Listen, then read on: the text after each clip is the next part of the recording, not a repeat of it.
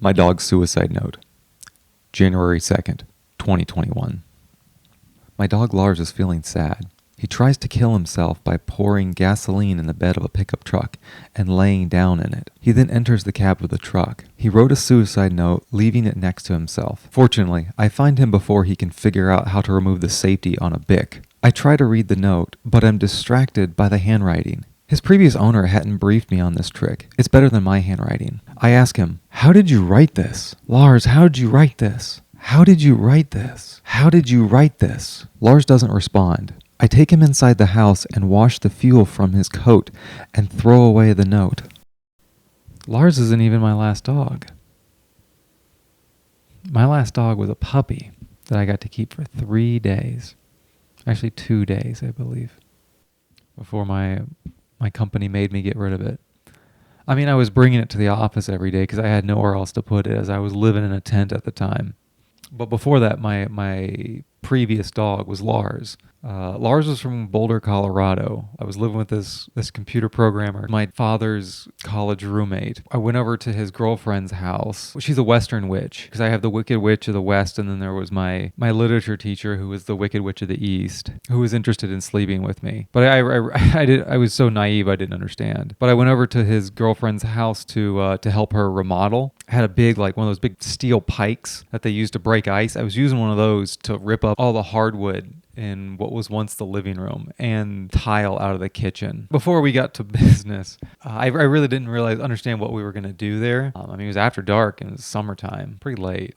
At the door, a single deep bark. And then she opens the back door and in bounds this huge black lab. And I just point to it and I go, "Sit." And it was as if he understood English and his ass dropped. It wasn't he was doing a trick. He heard me and then he just dropped it. He went down. He just sat there and just kind of wiggled his tail a little bit, like a nervous wiggle of the tail, but just stood there staring at me. I mean, I was infatuated with the dog. Just by the communication really grabbed me. Then she proceeded to tell me all of his other tricks that he likes to do. He knew how to spin, roll over. I'd had many dogs before, but never a dog that could roll over. It was one of those things in childhood that I really was upset not to have, was a dog that could roll over. Chasing the tail, I still haven't had that, but it didn't quite affect me so much as rollover. She showed me his smile. He just looked up right at me and he was baring his teeth, but he was clearly bearing a smile. You could feel it from the dog. You could feel it that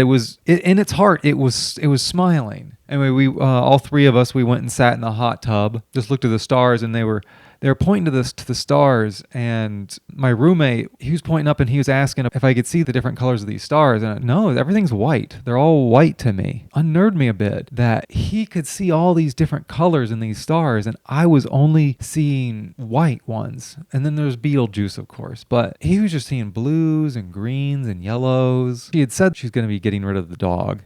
Without hesitation, I was like, "I'll take him." And then that's when they informed me that they had already promised it to this neighboring ranch. I didn't pester her about it, but I think she saw how upset I was by it. She decided, I'll go ask her, see if it's okay if you have the dog instead. And then it turned out that they were fine with me to have the dog. The one thing is, though, is I couldn't keep it for the month of July. In July, I had to go to Idaho to go collect garnets. But I would be back after July, and I could take Lars then forever. They're like, "Yeah, sure, you can leave him here. He'll be fine. He's very comfortable with our ranch. He spent time over here before." Lars was a good driving companion. I would take him driving around Colorado, and he would just sit in the back seat and he would put his head up on the back window and he would just stare out the window for the entire trip. Very comfortable, never whined, never complained. He never even bothered me about, going to the bathroom. Saved my ass one time at a gas station at Four Corners. I just filled up the car and I went back in to get my change. This is before I got my first credit card. I was walking out and then I saw Lars pop his head out of the open back window. I really didn't think about it much. It didn't really say anything to me. However, I got this weird feeling. I turned around and saw this 7-foot tall Native American standing right there on me. And as soon as I made eye contact with him, he just walked off into nowhere. There was a casino, must have been at least 300 yards. And it was like, it wasn't really a great path to go to get there. I wound up having to leave Lars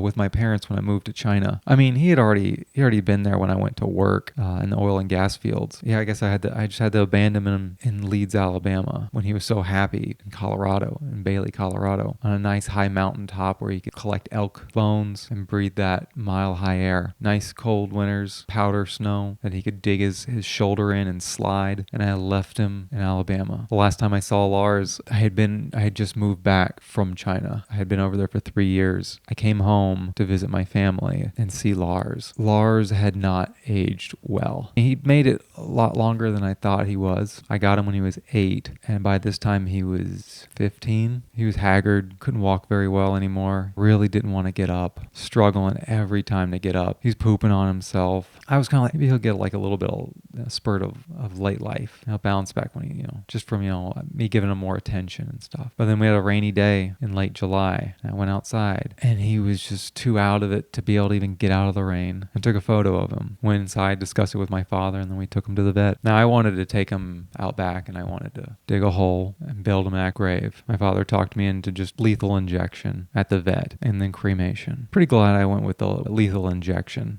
Let somebody else kill my dog for me. I could have missed. I might have had to hit him twice. It's like, it's been a really grisly affair. Not to mention, really have kind of spoken something about my psychology. Just go out and shoot an animal in the back of the head. Not just an animal that was a friend.